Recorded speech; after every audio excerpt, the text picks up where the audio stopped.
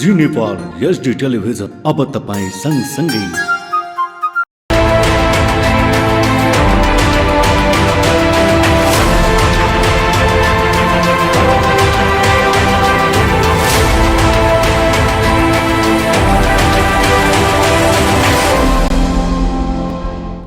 दर्शकबिन नमस्कार, तपाईँ हेर्दै हुनुहुन्छ जी नेपाल 4K टेलिभिजन। हामी स्थानीय सरकार कार्यक्रममा छौँ। यो कार्यक्रममा खास गरी स्थानीयसँग सरकार राख्ने विषयवस्तुलाई केन्द्रित गरेर आर्थिक, राजनीतिक, सामाजिक मुद्दाहरूमा केन्द्रित भएर हामी विभिन्न पात्रहरूलाई निम्त्याउने गरेछौँ। त्यसै क्रममा आज हामीसँग हुनुहुन्छ राष्ट्रिय वादी सञ्जाल नेपालका केन्द्रीय अध्यक्ष केशव वादी नेपालीजी हाम्रो स्टुडियोमा हुनुहुन्छ। स्वागत छ तपाईँलाई। धन्यवाद, नमस्कार। तपाईहरूको यो संस्थाले लामो समयदेखि नेपालमा काम गर्दैछ र तपाईँ पनि त्यही समुदायबाट बिलङ गरेको व्यक्ति हुनुहुन्छ। यो काम गरिरहँदा र यो संस्थाले अहिलेसम्म के गर्यो, कति वर्षमा स्थापना भयो र काम गरिरहँदा के चुनौती भयो त? वास्तवमा वादी समुदाय चाहिँ जब 2046 सालको परिवर्तनपछि सङ्गठित भयो र 2046 पछि जुन सङ्गठित हुँदै आउँदा विभिन्न सङ्घ संस्था मार्फत वादी समुदायले आफ्ना हक अधिकारका बारेमा पनि कुरा उठाउँदै आयो र साथसाथै वादी समुदायलाई विभिन्न क्षेत्रको विकास गर्नुपर्छ, शैक्षिक विकास गर्नुपर्छ, आर्थिक विकास गर्नुपर्छ, आत्मनिर्भर बनाउनुपर्छ भनेर 46 सालदेखि नै हामीले एउटा अभियानको रूपमा हामीले चलाउँदै आएका छौँ। विभिन्न संस्था मार्फत, विभिन्न सञ्जाल मार्फत, विभिन्न सञ्जालमा आबद्ध भएर पनि देशका विभिन्न ठाउँहरूबाट पनि हामीले हाम्रो आवाजहरू उठाइरहेको अवस्था छ। अनि संस्था स्थापना भइसकेपछि जस्ता कामहरू गर्दाखेरि राज्य पक्षबाट थुप्रै सम्झौताहरू भयो होला तपाईँहरूको काम गर्दाखेरि। अनि तपाईँको समुदायले लामो, मैले पनि एउटा स्टोरी गरेको थिएँ कुनै बेला धेरै वर्ष पहिला, वादी समुदायको तपाईँको बाँकेको यो राप्ती सोनारी गाउँपालिका अहिलेको, त्यति बेला चाहिँ अगैया भन्थे, त्यहाँ चाहिँ तपाईँको बसोबास विद्यार्थीहरू थुप्रै रहेछन्। त्यो बच्चाहरूको अवस्था हेर्दाखेरि त्यति बेलादेखि तपाईँहरूको यो संस्था छ होइन। अहिले चाहिँ काम गरिरहँदा तपाईँको नेपालभरिको अवस्था के छ? वादी समुदाय कति सङ्ख्या छ नेपालभरिमा? वास्तवमा वादी समुदायलाई जुन किसिमले परिभाषित गरिन्छ, वास्तवमा वादी समुदाय एउटा गरिमामय इतिहास बोकेको समुदाय हो र यसले चाहिँ विभिन्न कला सिपको धनी समुदाय हो र यसको इतिहासलाई हेर्ने हो भने वास्तवमा वादी समुदायको केही महिला दिदीबहिनीहरूलाई जब नचाउने काम गरिन्थ्यो शुभ मुहुर्तमा, चाडपर्वमा, त्यसले चाहिँ शुभ मुहुर्त निकाल्ने काम गर्थ्यो। तर पछि गएर वादी समुदायलाई विभिन्न किसिमको लान्छना भेदभाव गरियो र समाजमा चाहिँ वादी समुदाय यौन शोषण गर्ने समुदाय भनेर अथवा देहव्यापार गर्ने समुदाय भनेर परिभाषित गरियो र अहिले आएर वादी समुदायको जनसङ्ख्या 2068 कै जनसङ्ख्यालाई हामी हेऱ्यौँ भने पनि रेकर्डेड जनसङ्ख्या चाहिँ 38,603 छ, तर अनुमानित जनसङ्ख्या करिब 1 लाखको हाराहारीमा छ र यो विशेष गरिकन लुम्बिनी प्रदेश, कर्णाली प्रदेश र सुदूरपश्चिम प्रदेशमा बसोबास गर्छ। यसको जनघनत्व चाहिँ बढी छ र खास गरेर अहिले 2078 को जनसङ्ख्या आज आउन बाँकी छ, जनसङ्ख्याको प्रतिवेदन आउन बाँकी छ। त्यो आयो भने अब के अवस्थामा पुग्छ, तर हामीले भन्दाखेरि यो लुम्बिनी प्रदेश, कर्णाली प्रदेश र सुदूरपश्चिमका धेरैसो जिल्लाहरूमा यसको जनघनत्व भएको बढी पाउँछौँ हामीले। र सरकारको सन्दर्भमा हेर्दाखेरि सरकारले वादी समुदायका लागि केही सम्झौताहरू पनि गरेको छ, केही कार्यक्रमहरू पनि गरेको छ। त्यो हाम्रो अभियान, हाम्रो हडताल अथवा हाम्रो आन्दोलनको कारणले गर्दाखेरि सरकार बाध्य भएर केही सम्झौताहरू पनि गरेको छ। म यहाँनिर चाहिँ सरकारले गरेका केही सम्झौताका कुराहरू र सरकारले ल्याएका कार्यक्रमको बारेमा म यहाँनिर राख्न चाहन्छु। 2060 सालमा आमाको नामबाट नागरिकता दिनुपर्छ भनेर वादी समुदायका केही अगुवाहरू र केही सङ्घ संस्थाहरूले चाहिँ सर्वोच्चमा सार्वजनिक सरोकारको मुद्दाको रिट गरेको थियो र 2062 भाद्र 30 गते त्यो आमाको नामबाट नागरिकता दिनुपर्छ भनेर त्यो प्रमादेश जारी गरियो, जसले गर्दा वादी समुदायका केही व्यक्तिहरूले आमाको नामबाट नागरिकता पाइयो। तर पछि 2072 सालको संविधान आइसकेपछि त्यो परमादेशलाई काटेको छ र अब आमाको नामबाट नागरिकता दिनुपर्छ भनेर उल्लेख हुँदा हुँदै पनि नागरिकताको निम्ति जुन कानुन नबनिसकेको अवस्थामा अहिले चाहिँ वादी समुदाय केही त्यो नागरिकता पाउनबाट वञ्चित भएको छ। त्यसै गरी हामी 2064 सालको वादी समुदायको एउटा सिंहदरबार घेराउ गर्ने एउटा ऐतिहासिक आन्दोलन भएको थियो। त्यो 48 दिने आन्दोलन थियो र त्यो 48 दिने आन्दोलनको सम्झौता त्यसको चाहिँ सरकारसँग 2 विधेयक सम्झौता गरिएको थियो। एउटा सम्झौता के थियो भने वादी समुदायमा प्रयोग गर्ने अपशब्दहरू होइन विभिन्न किसिमका अपशब्दहरूको चाहिँ तुरन्त रोक लगाउने र वादी समुदायका महिलाहरूलाई पुनर्स्थापना गर्ने थियो भने अर्को एउटा सम्झौता थियो वादी समुदायका बालबालिकाहरूलाई उच्च शिक्षासम्म चाहिँ निःशुल्क रूपमा अध्ययन गराउने भन्ने सम्झौता भएको छ। तर यद्यपि त्यो अहिलेसम्म कार्य छ। तत्कालीन सरकार त्यतिखेर चाहिँ शान्ति मन्त्री हाम्रो रामचन्द्र पौडेलजी हुनुहुन्थ्यो। त्यतिखेर 65 सालमा चाहिँ मिलिजुली सरकार बनेको थियो। प्रधानमन्त्री त्यस बेलामा हाम्रो प्रचण्ड पुष्पकमल दाहाल प्रचण्ड हुनुहुन्थ्यो र शान्ति मन्त्री हाम्रो रामचन्द्र पौडेल हुनुहुन्थ्यो। उहाँहरूसँग सम्झौता भएको थियो। तर चाहिँ त्यसपछिका सरकारहरूसँग तपाईँको सम्झौता हुँदै आयो। त्यसपछि गएर 2065-66 को बजेट भाषणबाट नेपाल सरकारले जनता आवास कार्यक्रम चाहिँ वादी समुदायबाट सुरु गर्यो र त्यो वादी समुदाय केही व्यक्तिहरूले चाहिँ जनता आवासमा सहभागी हुन पाए र घरहरू पाएको अवस्था छ। तर पछि गएर त्यो कार्यक्रम पनि एउटा प्रभावकारी रूपमा कार्यान्वयन हुनुपर्ने त्यो हुन सकेको छैन। त्यहाँ जटिल नीतिको कारणले गर्दाखेरि त्यो पाउन सकिरहेको अवस्था छैन। त्यसैगरी नेपाल सरकारले विभिन्न किसिमका समितिहरू बनाएर पनि वादी समुदायको अध्ययन गरेको थियो र त्यो अध्ययन गर्ने क्रममा पनि जसरी एउटा चाहिँ भनौँ न वादी समुदायलाई सम्बोधन गर्नुपर्ने हो त्यो सिफारिसहरूको अनुसार चाहिँ सम्बोधन हुन सकेन। त्यसपछि गएर वादी समुदायलाई विभिन्न किसिमको यो लान्छना भेदभाव गर्ने यो के अरे उपन्यासहरू होइन कथाहरू चलचित्रहरूबाट पनि वादी समुदायलाई देखाएर आफ्नो व्यवसाय गर्ने केही लेखकहरूले केही भनौँ न निर्माता निर्देशकहरूले त्यसरी गरेका थिए। तरी पनि वादी समुदाय सर्वोच्चमा 2075 सालमा सर्वोच्चमा यो चाहिँ वादी समुदायमा यो विभिन्न किसिमका पुस्तकहरूले विभिन्न किसिमको कथाहरूले विभिन्न किसिमको उपन्यासले चलचित्रले चाहिँ वादी समुदायलाई लान्छना भेदभाव गरेर परमादेश जारी गरेको थियो र त्यो चाहिँ सर्वोच्च के अरे सार्वजनिक सरकारको विषय लिएर मुद्दामा हामीले चाहिँ के अरे रिट गरेका थियौँ, पिआइएल गरेका थियौँ र सर्वोच्चले पनि त्यहाँ परमादेश जारी गरेको छ र अब कहीँ कसैले पनि त्यस्तो किसिमको लान्छना भेदभाव गर्न पाइने छैन भन्ने किसिमको उल्लेख छ। तर त्यो कार्यान्वयन हुन सकिरहेको अवस्था छैन।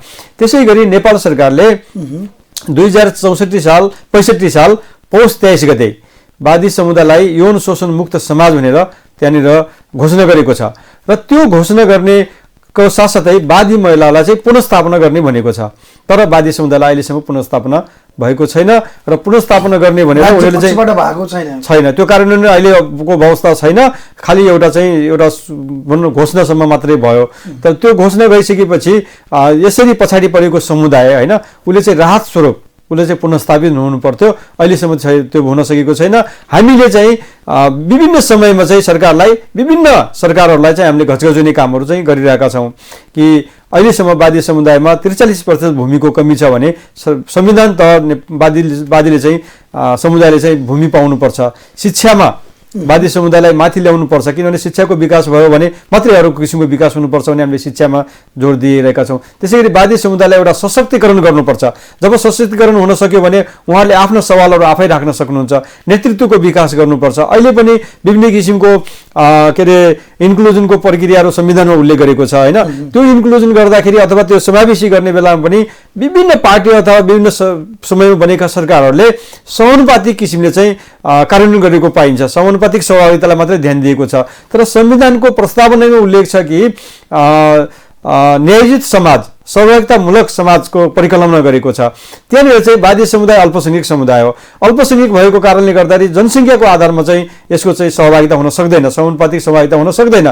त्यसकारण न्यायोचित किसिमले सहभागितामूलक जुन संविधानमा उल्लेख भएको कुरा छ त्यो अनुसार चाहिँ यसलाई विभिन्न क्षेत्रहरूमा चाहे त्यो राजनीतिक क्षेत्रको समावेशी होस्, चाहे त्यो सरकारका विभिन्न निकायहरूमा गरिने नियुक्तिमा हुने समावेशी होस्, देश विकासका विभिन्न मूल प्रवाहमा ल्याउन वादी समुदाय ल्याउनको लागि त्यहाँ गरिने भनौँ न त्यो समावेशिता होस्। त्यहाँ चाहिँ अबका दिनहरूमा चाहिँ न्यायोचित किसिमले सरकारले गर्नुपर्छ, सहभागितामूलकले गर्नुपर्छ ताकि त्यस्ता समुदायहरू वादी लगायत त्यस्ता समुदायहरू माथि आउन सक्ने सम्भावना हुन्छ र तिनीहरूको चाहिँ सहभागिता हुन सक्छ।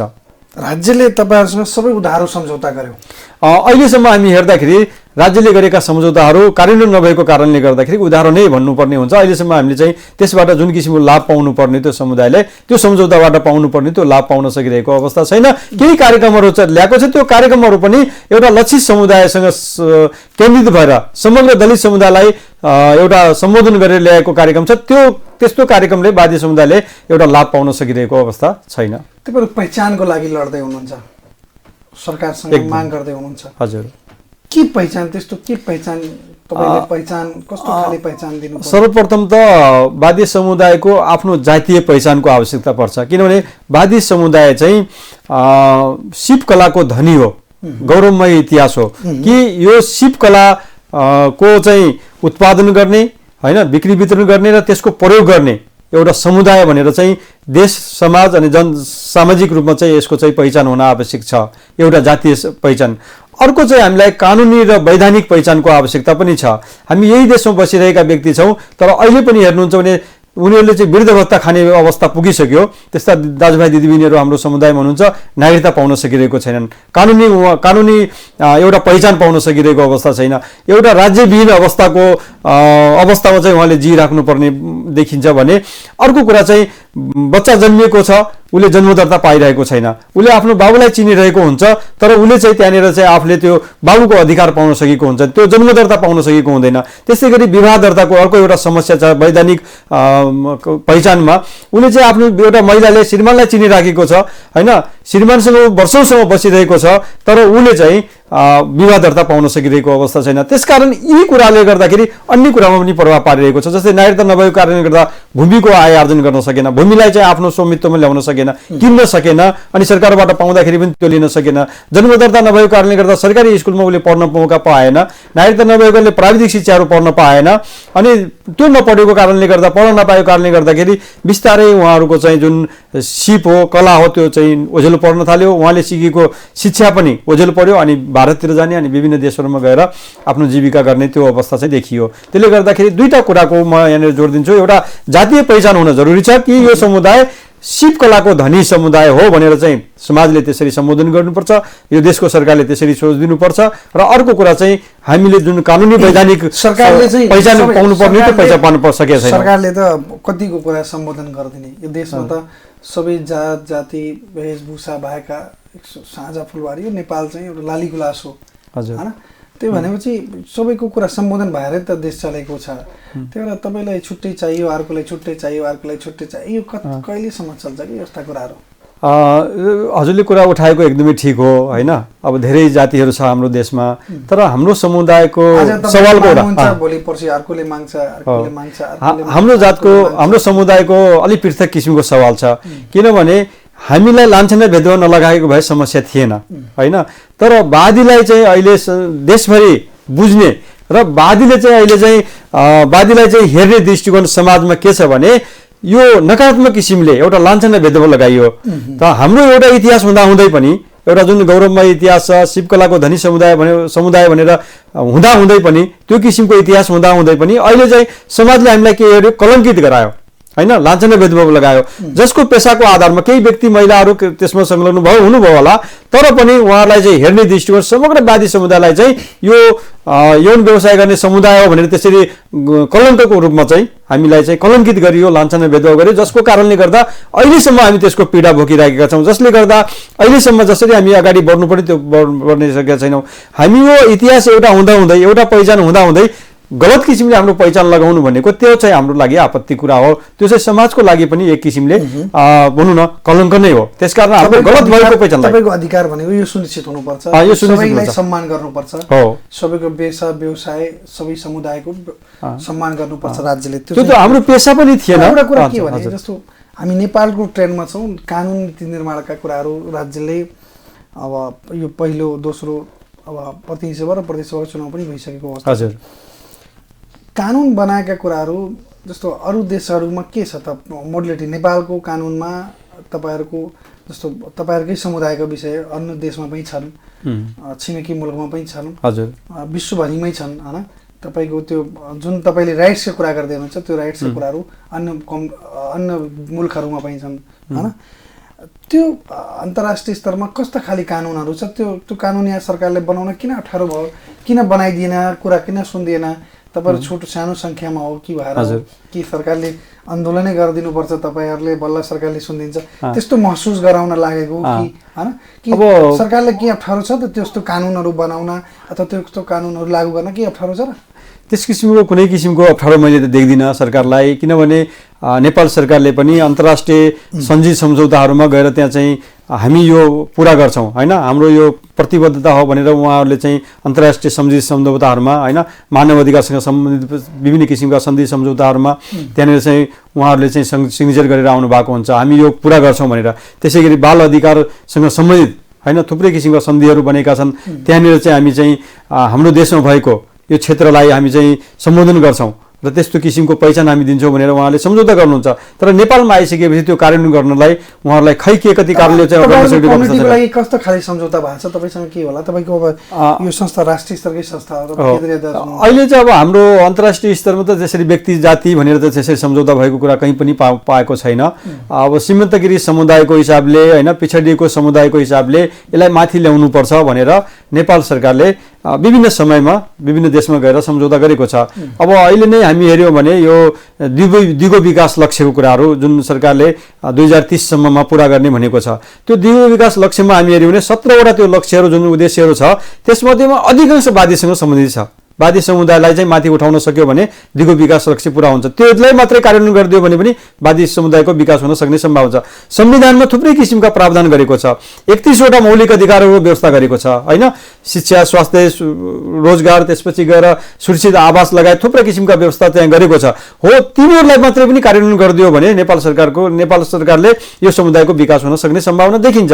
र साथसाथै अर्को कुरा के हो भने वादी समुदायका अवस्था भनौँ न, अब बाबुको वैधानिकता नभएका बालबालिकाहरू छन् भने उनीहरूलाई जन्मदत्ता दिनलाई कुनै अप्ठ्यारो लाग्दैन, किनभने यही ठाउँमा जन्मेका हुन् होइन। सम्बन्धित गाउँपालिका, नगरपालिका अथवा स्थानीय वडाले उनीहरूलाई सिफारिस गरेको हुन्छ, उनीहरूले चिनेको हुन्छ, उनले देखेको हुन्छ भने उनीहरूलाई जन्मदत्ता दिनलाई त समस्या त्यति देखिँदैन। अनि अर्को कुरा चाहिँ यही देशमा वर्षौँसम्म बसेको छ, उनीहरू चाहिँ वृद्ध भइसक्नु भयो, अहिले पनि नागरिकता नपाएको अवस्थामा उहाँहरूलाई नागरिकता दिनलाई त समस्या त्यो सरकारले देख्दैन। खालि के हो भने जटिल नीतिलाई अगाडि तेर्साएर देशमा भएका अरू समुदायलाई सम्बोधन गरेका नीति जो जटिल छन्, जो चाहिँ एउटा भनौँ न यो समुदायसँग मैत्री छैनन्, त्यस्ता कुरालाई देखाएर चाहिँ पन्छ्याउने काम चाहिँ गरिन्छ। त्यसले गर्दाखेरि त्यस्ता नीति नियमहरूलाई अलिक परिभाषित गरेर सरकारले परिभाषित गरेर यस्ता समुदायहरूलाई कसरी राष्ट्रिय पहिचान दिने होइन, कसरी उनलाई वैधानिक पहिचान दिने। सुधार्न समुदायहरू मधेसी कम्युनिटीले पनि भनेको छ, हजुर पहाडका पनि नेपाली जनता दाजुभाइले पनि भनेका छन्। हो, एकदम सबैको समस्या नागरिकता इस्यु हो, हजुर तपाईँको पनि त्यो सँगसँगै छ। तर राज्य सरकारले चाहिँ एउटा विधेयक ल्याएकै हो होइन, एउटा राष्ट्रपतिमा गएर प्रमाणीकरण भएर रोकिएको अवस्था पनि थियो निर्वाचनभन्दा पहिला, त्यो निष्क्रिय भएको अवस्था छ अहिले। अब त्यो भनेपछि पटक पटक सरकारले ल्याइराख्ने, एउटा सरकारले रोक्ने, अर्को सरकारले ल्याउने होइन। अनि त्यो तपाईँहरूको जनताले त्यहाँका अब स्थानीयसँग सरकार विषय भएको कारणले हजुर त्यसो बाँकीमा पनि तपाईँको त्यस्तो हुनसक्छ, कैलालीमा पनि त्यस्तो तपाईँको जनताको माग छ, त्यही कर्णाली प्रदेशमा पनि त्यही माग छ, सुदूरपश्चिम पनि त्यही माग छ भनेपछि समग्र काठमाडौँको पनि त्यही माग छ, राजधानीभित्रै सङ्घीय राजधानीभित्रै पनि त्यहाँ समुदायको माग छ। त्यो माग हुँदाखेरि जनताले र तपाईँको समुदायले माग्दाखेरि राज्यले किन सुनिरहेको छैन गम्भीर ढङ्गले? तपाईँहरूले यति सङ्घर्ष गरिरहनु भएको छ, बेला बेला सम्झौता गरिरहनु भएको छ, काम गरिरहनु, तर राज्यले किन सुन्दैन भनेपछि कहीँ कहीँको तपाईँहरूमा त्रुटि हुनसक्छ त, तपाईँहरूको त्रुटि पनि होला कतै होइन। तपाईँहरू यो संस्था खोलेर अर्गनाइजेसन चलाएर मात्रै गर्न खोजेको हो कि राज्यको वास्तवमा त्यो जनता तपाईँकै समुदायको लागि गर्न खोजेको? अब खास गरेर के हो भने वादी समुदायको सन्दर्भमा हेर्दाखेरि यसलाई चाहिँ केही विकासका कामहरू गर्न पनि जरुरी देखिन्छ। साथसाथै उहाँ यो शिक्षा, स्वास्थ्य, रोजगारीका लगायतका विकासका कुराहरू, सशक्तिकरण गर्ने कुराहरू, सङ्गठित गर्ने कुराहरू पनि आवश्यकता छ भने अर्को कुरा चाहिँ यो देशमा बसिसकेपछि यो देशको सम्पूर्ण कुराको अधिकार पनि वादी समुदायलाई छ। र अब रहेको कुरा चाहिँ नागरिकताकै सन्दर्भमा सरले कुरा उठाउनु भयो, यसमा खास कुरा के छ भने अहिले विधेयक नबनिसकेको अवस्था, कानुन नबनिसकेको अवस्थामा विधेयक राष्ट्रपतिमा गएर चाहिँ त्यहाँ रोकिएको अवस्थामा हाम्रो स्पष्ट कानुन सर्वोच्च अदालतले 2062 साल भाद्र 30 गते प्रमादेश जारी गरेको छ कि वादी समुदायको हकमा चाहिँ आमाको नामबाट नागरिकता दिनु भनेर भनेको छ होइन।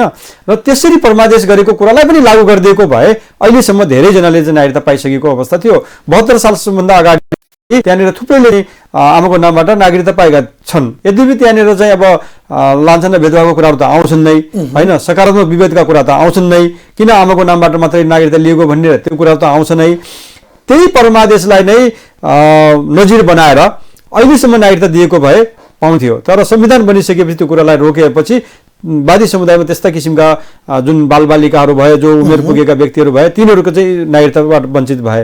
अब यो देशमा बसिसकेपछि, यो देशमा जन्मिसकेपछि कमसेकम यो देशको नागरिक हो भन्ने अधिकार त पाउनु पर्यो नि, त्यो पहिचान त पाउनु पर्यो नि वादी समुदायको व्यक्तिले, होइन भने त त्यो राज्यविहीनको अवस्थामा पुग्यो वादी समुदायका व्यक्तिहरू, होइन एउटा स्टेटलेसनेस व्यक्तिको रूपमा चाहिँ देखियो, होइन उनीहरूले कुनै पहिचान भएन, ऊ त जहाँ गए पनि जस्तो गरे पनि हुने भयो, होइन भोलिका दिनमा उसले चाहिँ कुनै अधिकार पाउन नसक्ने अवस्था भयो। उसले चाहिँ आफूसँग कमाइ गरेको पैसालाई भूमिमा लगानी गर्छ भने त्यो पनि पाउन नपाउने भयो। भोलिका दिनमा कुनै किसिमको भनौँ न अब यद्यपि तपाईँको जागिरी गर्छु भने पनि नपाउने अवस्था आयो, एउटा ड्राइभिङ लाइसेन्स लिन्छु भन्दाखेरि नपाउने अवस्था आयो। हरेक कुरामा चाहिँ त्यो एउटा नेसनल आइडेन्टिटीको रूपमा जुन राजनीति के अरे नागरिकता छ त्यही नै नपाइसकेपछि ऊ त वञ्चित भयो।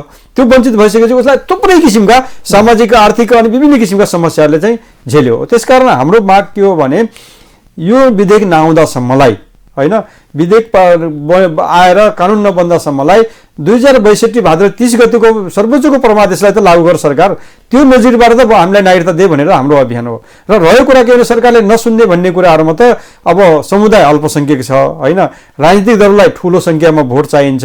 हुन त अब हामीले पनि विभिन्न व्यक्तिलाई भोट हालेर पठाएका छौँ, तर अल्पसङ्ख्यक भएको कारणले गर्दा एउटा भोट ब्याङ्कको रूपमा मात्रै हामीलाई चाहिँ हेरिदिए, होइन हामी सङ्गठित भएर तपाईँको के अरे सिंहदरबार घेराउ गर्ने आन्दोलन पनि भएको थियो। हजुरले 2064 सालको कुरा हेर्नु भने तपाईँ पाउनुहुन्छ।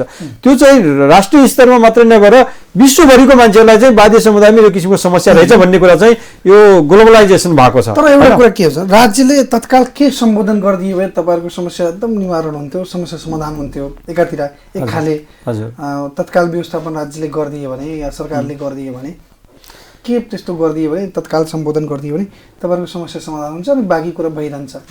एउटा कुरा त नेपाल सरकारले मैले बारम्बार उठाएँ, एउटा चाहिँ कानुनी र वैधानिक पहिचान दिनु पर्यो। जुन कुरा चाहिँ वादी समुदायमा अहिलेसम्म पनि जन्मदर्ता, नागरिकता, विवाह दर्ता पाइरहेको छैन भने उनीहरूलाई त्यो कानुनमा परिवर्तन ल्याएर त्यो गरिदिनुपर्छ, जसले गर्दा उनीहरू हामी यो देशका नागरिक हौँ भन्ने भावना बढ्छ भने। अर्को कुरा चाहिँ नेपाल सरकारले विभिन्न समयमा वादी समुदायसँग गरेका सम्झौताहरू, होइन 2064 सालदेखि लिएर अहिले 2075 सालसम्म जुन सम्झौता भएका छन् त्यो सम्झौतालाई चाहिँ कार्यान्वयन गरिदिनु पर्ने हुन्छ। र अर्को कुरा चाहिँ नेपाल सरकारले वादी समुदायसँग लक्षित भएका केही कार्यक्रमहरू ल्याएको छ, त्यो कार्यक्रमलाई चाहिँ कार्यान्वयन गर्ने, होइन जस्तै वादी समुदायलाई यौन शोषण मुक्त समाज भनेर वादी महिलालाई पुनर्स्थापना गर्नेको छ भने, जग्गासहित पुनर्स्थापना गर्ने भनेको छ भने उनीहरूले त्यो गरिदिनु पर्ने, होइन पुनर्स्थापना गर्नुपर्ने। के धेरै महिलाहरू पनि धेरै छैन।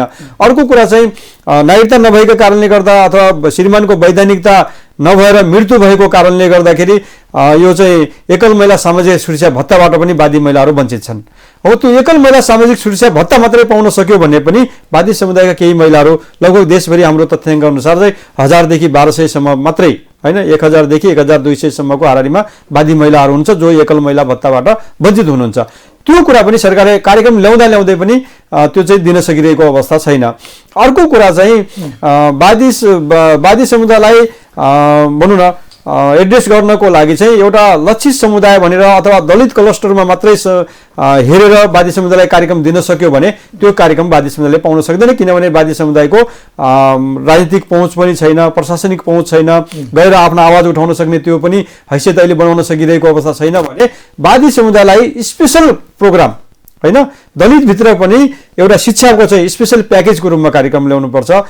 समाज विकासको लागि गरिने, होइन विभिन्न किसिमको आयमूलक कार्यक्रमहरू गर्नु छ, उहाँलाई आत्मनिर्भर बनाउनुहुन्छ भने पनि एउटा स्पेसल कार्यक्रम एउटा प्याकेजको रूपमा ल्याउन जरुरी छ। अनि अर्को कुरा चाहिँ पुनर्स्थापना गर्नको लागि चाहिँ वादी समुदाय जो हिजो बाध्यात्मक रूपमा चाहिँ यो यौन शोषणमा लागेका जो महिलाहरू हुनुहुन्छ उहाँहरूलाई चाहिँ सरकारले क्षतिपूर्ति स्वरूप उहाँहरूलाई चाहिँ जग्गाको व्यवस्था गरिदिनु पर्ने, उहाँहरूलाई चाहिँ आय आर्जनको व्यवस्था गरिदिनु पर्ने र त्यो गर्न सक्यो भने उनीहरूको पुनर्स्थापन हुन सक्छ।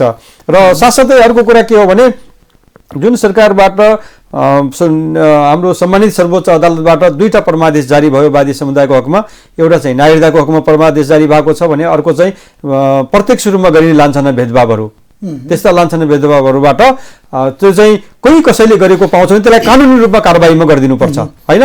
त्यो परमादेशलाई पनि कार्यान्वयन गरिदिनुपर्छ सरकारले, अनि मात्रै यो समुदायको विकास हुनसक्छ। त्यो चाहिँ भनौँ न आत्मसम्मानको विकास हुनसक्छ, यो सोसियल जस्टिसको एउटा चाहिँ पाउन सक्छ होइन, उहाँहरूको अधिकारको सुनिश्चित हुनसक्छ। र वादी समुदायले चाहिँ आत्मसात उहाँहरूले चाहिँ हामी चाहिँ यो देशको नागरिक हौँ, यो देशमा हामीले केही गर्नुपर्छ भन्ने एक किसिमको उत्साह आउँछ र वादी समुदाय विकासको अगाडिको प्रगति अथवा अगाडिको बाटोमा। अहिले चाहिँ भर्खरै प्रदेश र प्रतिनिधि सभाको निर्वाचन भयो, स्थानीय तहको निर्वाचन भयो, त्यसको त्यो निर्वाचन हुँदा तपाईँको समुदायले भोट पनि हाल्यो होला। एकदमै तपाईँको समुदायबाट कुनै पार्टीबाट समानुपातिक प्रत्यक्षमा चुनाव पनि लड्यो होला, के भयो त उपलब्धि, के भयो त हुन्छ। धेरै स्थान पायो। आशिष सर धेरै राम्रो प्रश्न उठाउनु भयो र प्रसङ्ग उठाउनु भयो। वास्तवमा हामीले जुन स्थानीय निर्वाचन 2079 वैशाख 30 गते भयो, त्यसको तथ्याङ्कलाई हामी हेर्दाखेरि वादी समुदायका चाहिँ अहिले 23 जना, एकजना मेयर सहित होइन, मेयर अनि वडा अध्यक्ष र गाउँपालिका नगरपालिकाको पालिका सदस्य र वार्ड सदस्य सहित गरेर 23 जना व्यक्तिहरू चाहिँ समावेशी प्रक्रियाबाट र प्रत्यक्ष निर्वाचनबाट निर्वाचित हुनुभएको छ। र त्यो राज्यले व्यवस्थापन त गरिदिएको छ। त्यो चाहिँ एउटा हाम्रो लागि एउटा उपलब्धिमूलक हो। तर जनसङ्ख्याको आधारमा हामी हेऱ्यौँ भने होइन, रेकर्डेड जनसङ्ख्यालाई मात्रै हेऱ्यौँ भने 38,603 त हाम्रो रेकर्डेड जनसङ्ख्या छ नि, त्यसको आधार हेऱ्यौँ भने जम्मा 23 जना व्यक्ति मात्रै समावेशी हुनु भने त त्यो त विडम्बना हो, 1% पनि भएन। एकातिर त्यो देखियो भने अर्कोतिर चाहिँ हामीले धेरै अभियानहरू चलायौँ, धेरै एडभोकेसी पैरवी गर्दा राजनीतिक दलहरूसँग यो कर्णाली प्रदेश के अरे लुम्बिनी प्रदेश सुदूरपश्चिममा गर्दा अहिले वादी समुदायका व्यक्तिहरू प्रदेश सभा र सङ्घीय सभामा गएर 7 जना व्यक्तिको नाम सिफारिस भएको थियो है, एउटा प्रतिनिधि सभा र प्रदेश सभामा। र तर विडम्बना के भनौँ भने एकजना व्यक्ति, एकजना महिला मात्रै अहिले चाहिँ सुशीला वादी नेपाली जुन लुम्बिनी प्रदेश सभाको सदस्यमा चाहिँ निर्वाचित हुनुभएको छ। त्यो पनि हाम्रो लागि एउटा उपलब्धिमूलक हो, किनभने त्यहाँनिर चाहिँ लुम्बिनी प्रदेशमा त्यहाँनिर चाहिँ गरियो। अब तपाईँको 2 जना व्यक्तिहरू चाहिँ कर्णाली प्रदेशबाट प्रतिनिधि सभामा सिफारिस हुनुभएको थियो, समानुपातिक लिस्टमा हुनुहुन्थ्यो, तर पाउने बेलामा चाहिँ अरू व्यक्तिले पाइरहेको छ। त्यो दलित क्लस्टरबाट व्यक्तिहरू अरू व्यक्तिहरू गएका छन्। त्यहाँनिर पनि त्यहाँ चाहिँ अल्पसङ्ख्यक भएको कारणले गर्दा त्यहाँनिर समानुपातिक समावेश चाहिँ गरियो। दलितको अधिकारको लागि त सङ्घर्ष गरेकै छ त नेपाली जनताले, दलित समुदायले गरेकै छ। उहाँले बेला बेला आन्दोलन गरिरहेको अवस्था हामीले देखिरहेछौँ, निहालिरहेछौँ। काठमाडौँदेखि राजधानीदेखि लिएर दैलेखदेखि लिएर नेपालगञ्जसम्म उहाँहरूको विगत आन्दोलनहरू हामीले हेरेका थियौँ। त्यो आन्दोलन गर्दाखेरि उहाँहरूको पनि अब आफ्नो कुराहरू अध्यक्ष सरकारले गरेकै अवस्था छ र पार्टीहरूले पोलिटिकल पार्टीले गरे होला। सबै कुरा तपाईँले पाइहाल्यो भने त अरू पर्सेन्टका कुरा गर्ने हो त, धेरै जात समुदाय छ त, त्यसले त केही 0% पनि पाएन होला, तपाईँ त केही पाउनुभयो त। राज्यले व्यवस्थापन त गरिदिएकै छ त, यो कानुन बनाएको कारणले यहाँ राज्यले सम्बोधन गरेर दिएकै छ कि राज्यले सबैले, तपाईँले भन्नुभयो राज्यले सबै कुरा उधारो गर्यो, तर उधारो गरेको होइन, कहीँ क्यास पनि भएको अवस्था छ राज्यले। अर्को कुरा के छ भने तपाईँहरूको संस्थाले अहिले लामो समयदेखि काम गरिरहेको छ, उपलब्धि के त? एउटा तपाईँले समुदायको लागि के गरिदिनु? एउटा त अहिलेसम्म हामीले काम गरेकोमा आफूहरूले श्रम गरेर आफ्नो समाजलाई अगाडि बढाउने के गर्नु? अहिलेसम्म हामीले हाम्रो जुन अभियानहरू चलायौँ, विभिन्न कार्यक्रमहरू चलायौँ, एउटा त मैले हाम्रो उपलब्धिलाई हेर्नुहुन्छ भने सबभन्दा पहिला वादी समुदाय सङ्गठित भएर बोल्न सक्ने भएको छ है। अहिले पनि वादी महिलाहरू चाहिँ आफ्नो अधिकारको लागि चाहिँ बोल्न सक्ने हुनुभएको छ। त्यो महिला जसलाई चाहिँ यो यस्तो खालको महिला भनेर अपशब्द प्रयोग गरेर समाजले घृणित गरेको महिला चाहिँ अहिले बोल्न सक्ने हुनु चाहिँ त्यो एउटा उपलब्धि हो। अर्को कुरा चाहिँ शिक्षामा हेर्नुहुन्छ भने हामीले गरेकै कारणले गर्दा, हामीले गरेका उत्साहको कारणले गर्दाखेरि अहिले डक्टर इन्जिनियरहरू पनि वादी समुदायको चाहिँ भइसकेको अवस्था छ। विभिन्न सरकारी निकायमा अहिले शाखा अधिकृत स्तरसम्म चाहिँ वादी समुदाय पुगेको छ। त्यो शिक्षाको कारणले गर्दा, हामीले गरेकै कारणले हो। अनि अर्को कुरा गर्नुहुन्छ भने उहाँहरू एउटा आत्मनिर्भर बन्दै हुनुहुन्छ होइन। र अर्को मुख्य कुरा के हो भने वादी महिला स्वयं आफै अग्रसर भएर वादी समुदायलाई यौन शोषण मुक्त समाज घोषणा गर भनेर चाहिँ सरकारलाई दबाब दिएको छ। त्यो पनि हाम्रो लागि एउटा उपलब्धि हो र सरकार बाध्य भएर चाहिँ त्यो घोषणा गरेको छ र पुनर्स्थापना गर्न चाहिँ बाध्य भएको छ। यद्यपि त्यो कार्यान्वयन भएको छैन। अर्को कुरा चाहिँ एउटा वादी महिला जस्तो व्यक्ति महिला सिंहदरबारमा गएर चाहिँ देशको प्रशासन निकायलाई घेर्नु भनेको कुरा चाहिँ सानो कुरा थिएन। त्यो पनि हाम्रो लागि चाहिँ एउटा विकासको कुरा हो। र साथसाथै अर्को कुरा, हामी जस्तो व्यक्ति अहिले आएर तपाईँको टेलिभिजनमा बोलिरहेका छौँ, यो पनि एउटा हाम्रो लागि एउटा उपलब्धिको कुरा हो होइन र साथसाथै अरू थुप्रै ठाउँहरू पनि यसरी सङ्गठित भएर आफ्नो कुरा राख्नु भएको छ। राजनीतिक पार्टीमा पनि उहाँहरूको पर्सुनु भएको छ र साथसाथै अर्को कुरा मेयरसँगै जित्नु भएको छ प्रत्यक्ष रूपमा। भने त्यो पनि एउटा हाम्रो धेरै परिवर्तन भएको छ। धन्यवाद छ। हामी कार्यक्रमको अन्त्यतिर आइसक्यौँ। तपाईँले आफ्नो अमूल्य समय दिनुभयो, त्यसको लागि म धन्यवाद दिन चाहन्छु। तपाईँले यत्रो व्यस्तताका बावजुद देश दौडाइकै रूपमा नेपालगञ्ज आइराख्ने, काठमाडौँ गइराख्ने, धनगढी गइराख्ने, कर्णाली प्रदेश गइराख्ने बेलामा आज नेपालगञ्ज आएको बेला हामीसँग भेटभाट भयो अनि गयो। तपाईँले आफ्नो समय दिनुभयो, त्यसको लागि म फेरि धन्यवाद दिन चाहन्छु। यहाँलाई पनि आशिष सर, तपाईँलाई धेरै धेरै धन्यवाद छ र सम्पूर्ण हाम्रो जिटिभी नेपाल टिम परिवारलाई पनि म धन्यवाद दिन्छु, जुन कुरा मलाई चाहिँ यहाँनिर बोलाएर आफ्नो कुराहरू आफ्नो समुदायको बारेमा बोल्ने मौका दिनुभयो। यसको लागि म यहाँहरूप्रति आभार व्यक्त गर्न चाहन्छु। हस्, धन्यवाद। धन्यवाद छ। दर्शकबिन, आज हामीसँग हुनुहुन्थ्यो राष्ट्रियवादी सञ्जाल नेपालका केन्द्रीय अध्यक्ष केशव वादी नेपाली। हामीले वादी समुदायको समस्या के र राज्यले के सम्झौता गर्यो, कुन सरकारले के सम्झौता गर्यो, उहाँले खोजेका कुराहरू के हो र उहाँहरूको सङ्घर्ष के का लागि गर्दै हुनुहुन्छ, उहाँले राज्यसँग के माग्दै हुनुहुन्छ, त्यो कुरालाई सम्बोधन गर्नलाई हामीले बोलाएका थियौँ। उहाँले राज्यसँग मागेका कुराहरू, अहिले सरकार राजनीतिक दलले व्यवस्थापन गरेका कुराहरू, राज्यले नयाँ कानुन बनाउँदाखेरि के हुनुपर्छ भन्ने कुरा सन्दर्भलाई जोडेर उहाँलाई निम्ति आएको थियौँ। त्यसै क्रममा अर्को पात्रका साथ तपाईँहरूको माझमा फेरि प्रस्तुत हुनेछु।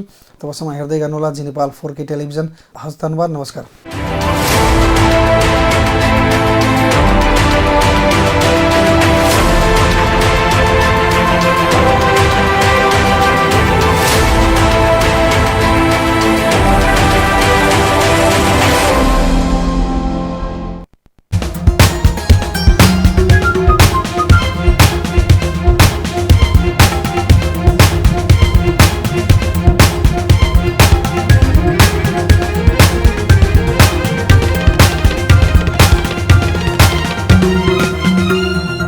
जी नेपाल HD टेलिभिजन अब तपाईँ सँगसँगै